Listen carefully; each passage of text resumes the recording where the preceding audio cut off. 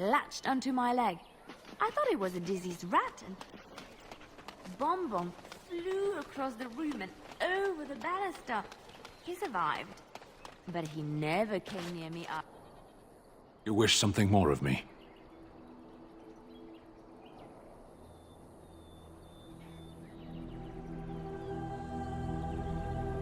I confess, I did not think the priestess would part with it. So be it. Set me free and I will follow you against the Blight. And so it is done. I will follow you into battle. In doing so, I shall find my atonement. May we proceed? I am eager to be elsewhere.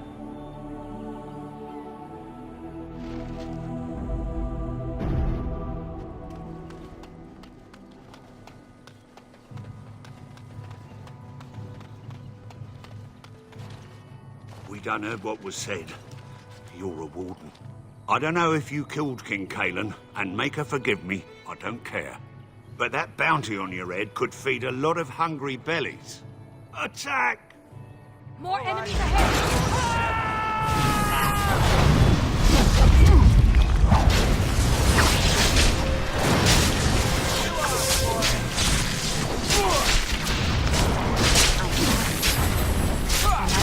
There is no glory in bloodshed.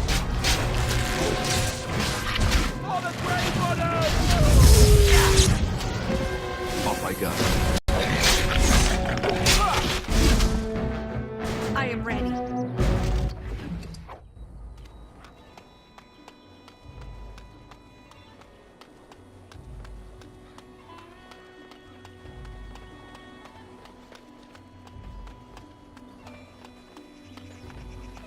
Help us! Away with you, foul creatures! Leave us alone! Very well.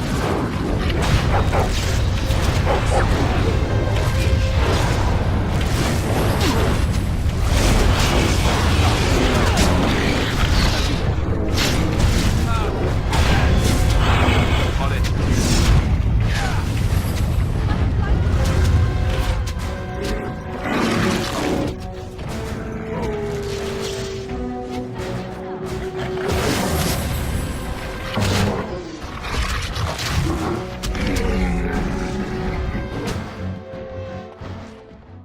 Mighty timely arrival there, my friend. I'm much obliged. The name's Bodon Feddick, merchant and entrepreneur. This here is my son, Sandor. Say hello, my boy. Hello. Road's been mighty dangerous these days. Mind if I ask what brings you out here? Perhaps we're going the same way. Complicated? Somehow I imagine that only says a half of it. Thank you for the offer. There may be more excitement on your path than is good for my boy and me. Allow me to bid you farewell and good fortune. Goodbye. Now then, let's get this mess cleaned up, shall we?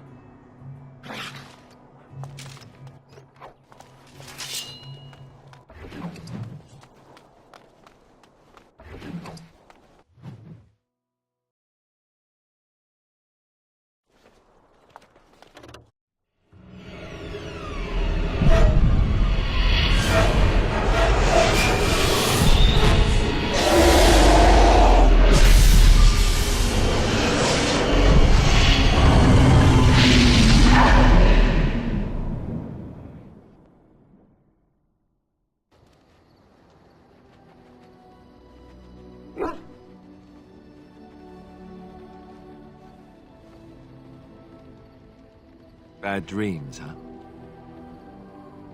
Well, it is real, sort of. You see, part of being a Grey Warden is being able to hear the Darkspawn. That's what your dream was, hearing them. The Archdemon, it talks to the Horde, and we feel it just as they do. That's why we know this is really a Blight. I don't know if it's really a dragon, but it sure looks like one. But yes, that's the Archdemon. It takes a bit, but eventually you can block the dreams out. Some of the older Grey Wardens say they can understand the Archdemon a bit, but I sure can't. Anyhow, when I heard you thrashing around, I thought I should tell you. It was scary at first for me too. That's what I'm here for. To deliver unpleasant news and witty one-liners. Anyhow, you're up now, right? Let's pull up camp and get a move on.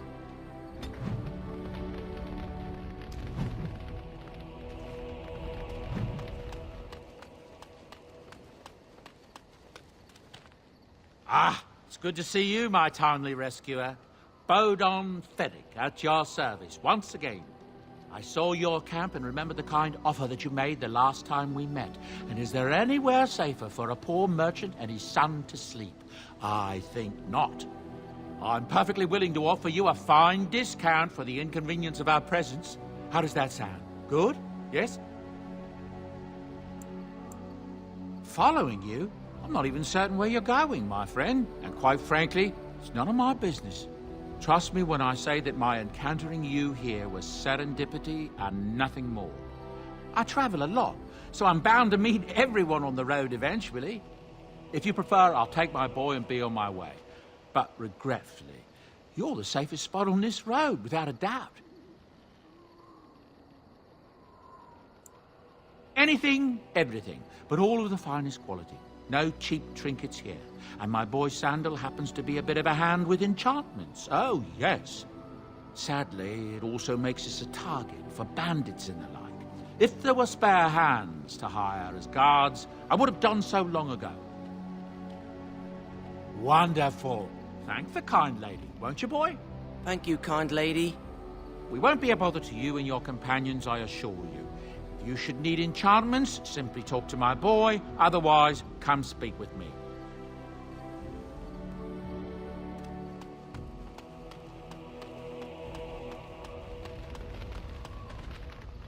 What do you wish of me? If you must. I was not born such. 'Tis a skill of Flemeth's, taught over many years in the wilds. The chastened have tales of we witches, saying that we assume the forms of creatures to watch them from hiding. When a child is alone and separate from his tribe, that is when we strike, dragging the young boy kicking and screaming to our lair to be devoured. A most amusing legend. Changing her form, certainly. Devouring lost children, I cannot say. She has not done it in my experience, though in truth my lifespan is but a fraction of her own. Why do you ask? Is there something specific you wish to know? The form of an animal is different from my own. One may study the creature, learn to move as it does, think as it does. In time, this allows one to become as it is. I gain nothing by studying another human. I already am the same as they are. I learn nothing. So the answer is no, my human form is the only one I possess. There were nights when the wilds called to me, 'tis true. You look upon the world around you and you think you know it well. I have smelled it as a wolf, listened as a cat, prowled shadows that you never dreamed existed. But my life is as a human. I am under no illusions to the contrary. They do not shy away from me. To their senses, I believe I seem like any other of their species. As to what they think, I truly cannot say. Just as I am still human, no matter my form, they are still animals. Thus they cannot speak, even were I to ask. No, 'tis not unheard of in the remote corners of the world.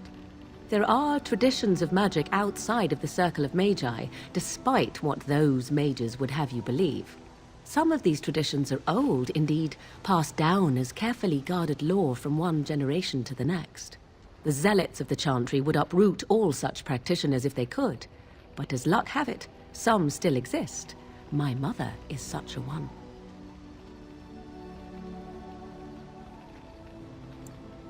I'm shocked that you think so, being a mage of the circle as you were. But perhaps you felt a little like a caged bird as well, caught within that dark tower.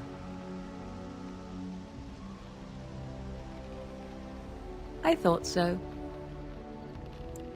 Indeed. Have you an opinion on my abilities, then? Am I an unnatural abomination to be put to the torch? No doubt it would. But enough of such talk. Let us proceed, lest the dust gather on us.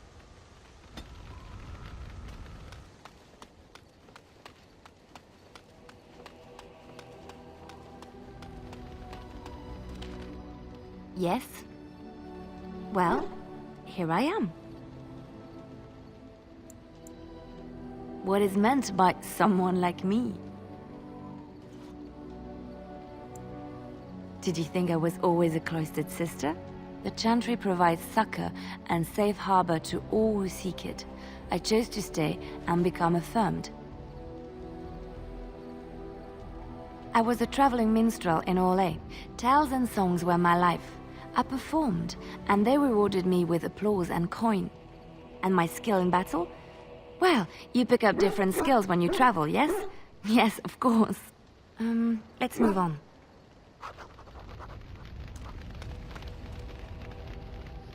What do you need? You don't have to do that. I know you didn't know him as long as I did. I should have handled it better. Duncan warned me right from the beginning that this could happen. Any of us could die in battle. I shouldn't have lost it, not when so much is riding on us, not with the Blight and everything.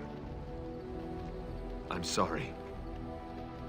I'd like to have a proper funeral for him. Maybe once this is all done, if we're still alive. I don't think he had any family to speak of. I suppose he did. It probably sounds stupid, but part of me wishes I was with him, in the battle. I feel like I abandoned him. Yes. I know. I think he came from High Ever, or so he said.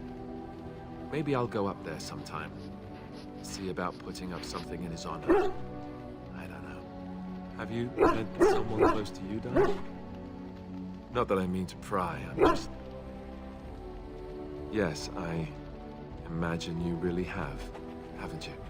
Thank you. Really, I mean it. It was good to talk about it, at least a little.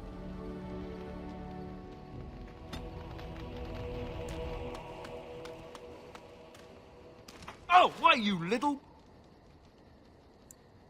Me harassing your dog? I should say it's the other way round. Your furry friend here took offense at me getting near his food. He snapped at me, look.